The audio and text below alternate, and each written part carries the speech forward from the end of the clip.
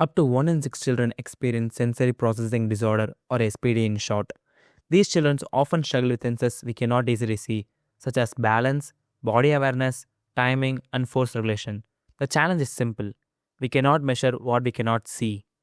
It seems like there is no cure to this problem, but neuroscience says differently. We have one cure: neuroplasticity. In childhood, the brain is highly adaptable. When sensory challenges are identified earlier, within the age of 12 or 14, therapy can significantly improve how the brain processes these signals and become a healthy adult. The problem is that traditional assessment happens in clinics where children often behave different due to stress or they don't even take tests at all. So I designed Luma, latent unconscious motor assessment, a speculative tool that transforms a simple mobile game into a sensory telemetry system. When a child plays a space adventure, Luma quietly measures invisible sensory signals using the sensors already inside a smartphone. To the child, this feels like a game, but each level is actually measuring a different sensory system that has never been measured before. The game follows a linear narrative of an alien plane crashing on Earth. In level 1, we measure vestibular processing or simply sense of balance. Player has to tilt the phone to guide a falling spaceship in order to balance itself.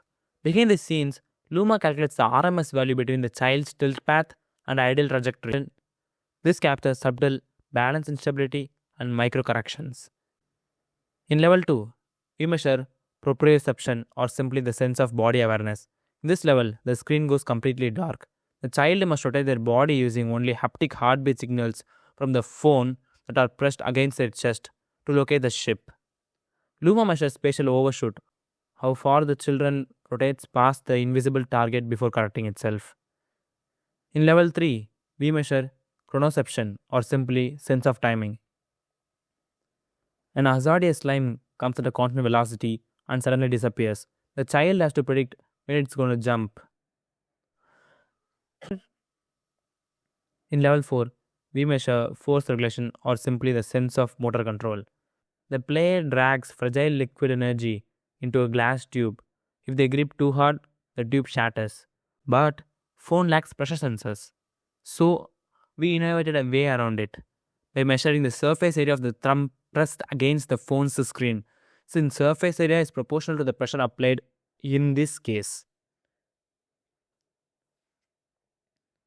Once all the levels are over, now begins the actual phase of evaluation. Once the game is over, you are welcomed by a dashboard. First, for parents, they can simply see a general overview of how their kids performed and where they need to focus. But the real interesting part is for therapists. In this section, you can see a detailed analysis of what we measured throughout the session. It shows clear graph, it shows clear analysis, and it shows each and every movement that has occurred. The therapist can download a CSV file in order to further speculate into what happened. Apart from this, for therapists, additional diagnostics are available. For example, orbital spin measures rotational vestibular sensitivity using gyroscope data, that is, the kid has to hold the phone and spin.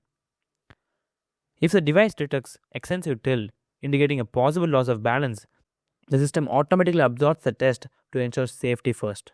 Now, let's talk about the real world use cases. First, pediatric screening.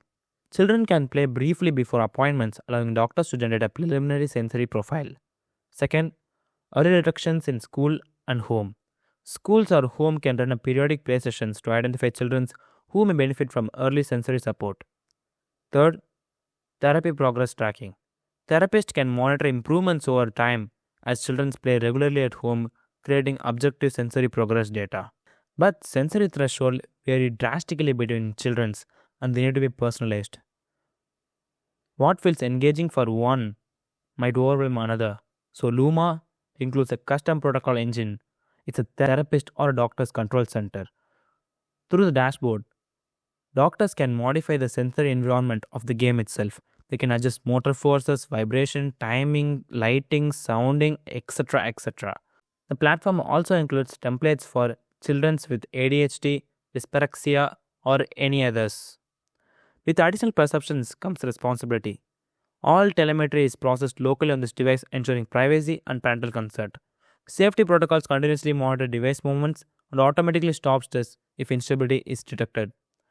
Luma turns invisible sensory signals into measurable insights, helping children, parents, therapists, doctors, and everyone to detect the intangible forces that controls our human senses.